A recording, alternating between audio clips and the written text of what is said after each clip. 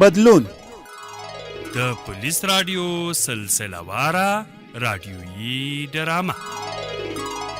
هر پنجشنبه د شپې 8 بجې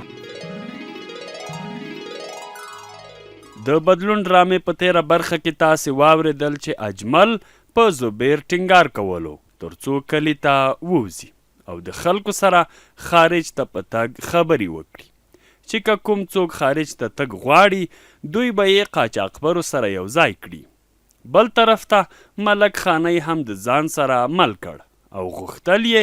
تورګل ته په دې خبره قناعت ورکړي چې اسلم یې پلار وژلی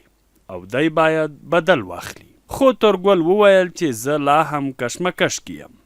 اوس به واورو چې زبیر د جمال نه داسې کومه ناشنا خبره اوري چې په اورېدو یې زبیر له دوکانه وځي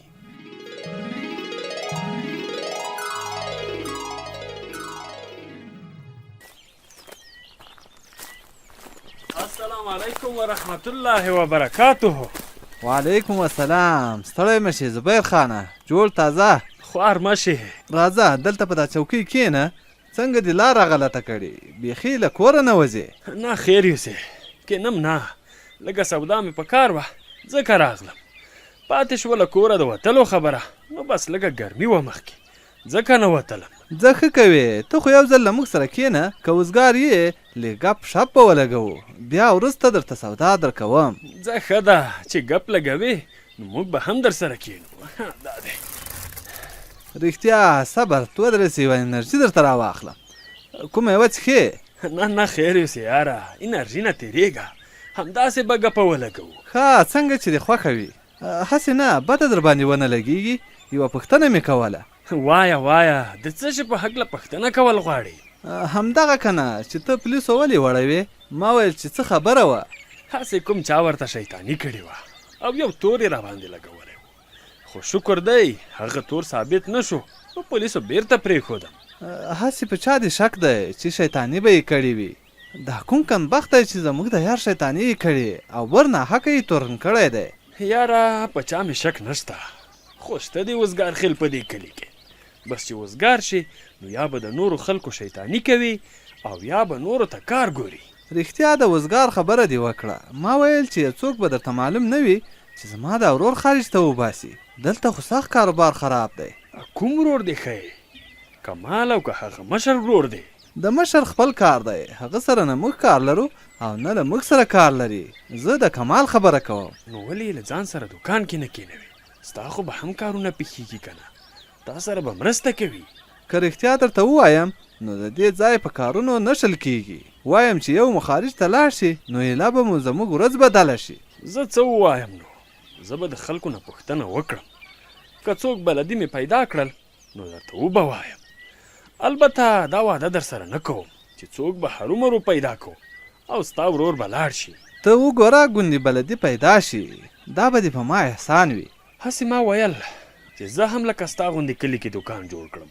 خو چې ستا دا حال دی نو زه به مې په خپلې ارادې غټه تیږه کېږدم اوس که ستا خوښه وي زه به درنه لاړ شم رښتیا ستا هغه سودا څه شی دې په کار و دا اوس رایاد شو چې ما پیسې کور کې پرېښي دي ځه بیا به شي زه لاړم نو سودا دې نه وه په کار پسې راوتلی وې او ما هم درته لومه کېښوده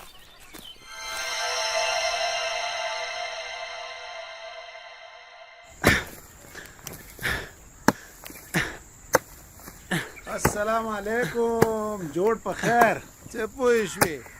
وعلیکم سلام ستړی مشه خانه کاکا خوار مشې وراره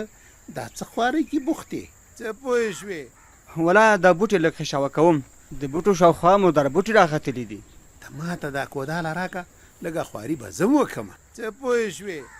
نه نه نه بس زه یې کوم ته ځان مه په تکلیفه وه ته راکړه زوروره ته به وایې موږ یې نه شو کولی بس یا خانه کاکا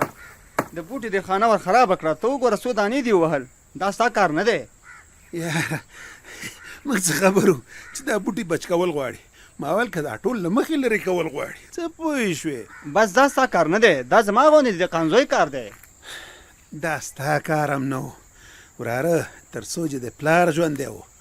خو یا به د پلار کول او یا دهقان څه پوه شوې خوله په خیر خلاصه وخانه کاکا دا ته څه وایي ما پلار به که خدای کول خپل کور ته جګ جوړ راشي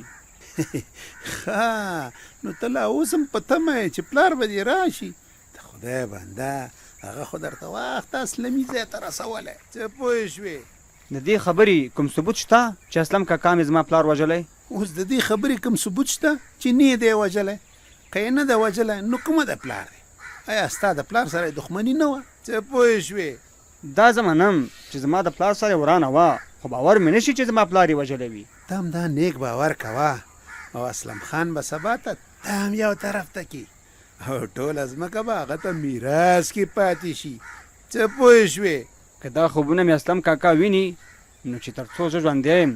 دا خوبونه دې اوبو ته ووایي هغه خوبونه ویني نه هغه خپل خوبونه رښتیا کوي لګیا دی هغه خو ستا پلار هم ستاسې په ځمکه کې ښخ کړی او ورپسې به تا هم یو ورځ په یو بانه ښخ کړي له خیر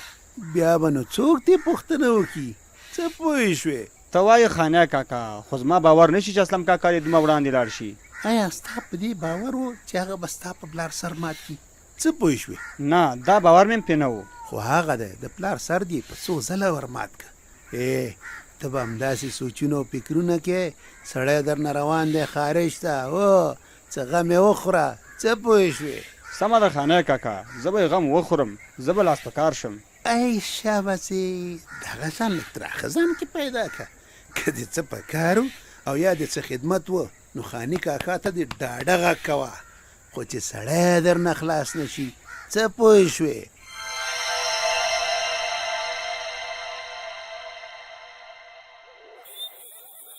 ته صبر چې اجمل د ننني خبرو نه خبر کړم چې هغه تلیفون مې څه شو د اجمل شمېره دا ده دا د زنګ هم شو سلام علیکم زبیر خانه جوړ تازه په اندازه څنګه دې یاد کړو بس خدای دې خیر کړي چې د خیر خبرې ستا په وینا نن وتلی وم کلي ته ایخوا دیخوا ښه ډېر وګرځېدم یوازې خوا دې خوا وګرځېدې او که نه توره دې هم وکړه یوازې ګرځېدلی نه یم د خلکو خولې مې هم بوی کړې یو څو نفره خو مې پیدا کړل دقسې اوس دې کار خبره وکړه ما درته ویلي وو چې بې له کوره وتلو کار ونه شي دغه دی وتلي نفر دې هم پیدا کړه خو ما هم درته ویلي وو چې کار له خطره خالی نه دی ما یې یوازې خولې وربوی کړې نور مې ورته دا نه دی ویلي چې زه مو وړم او یا زه هم د قاچاقو کار کوم بس صحیح ده که نه مه یې ته وړه ورته وایه یوازې ما سره په چلوال کې مخ کړه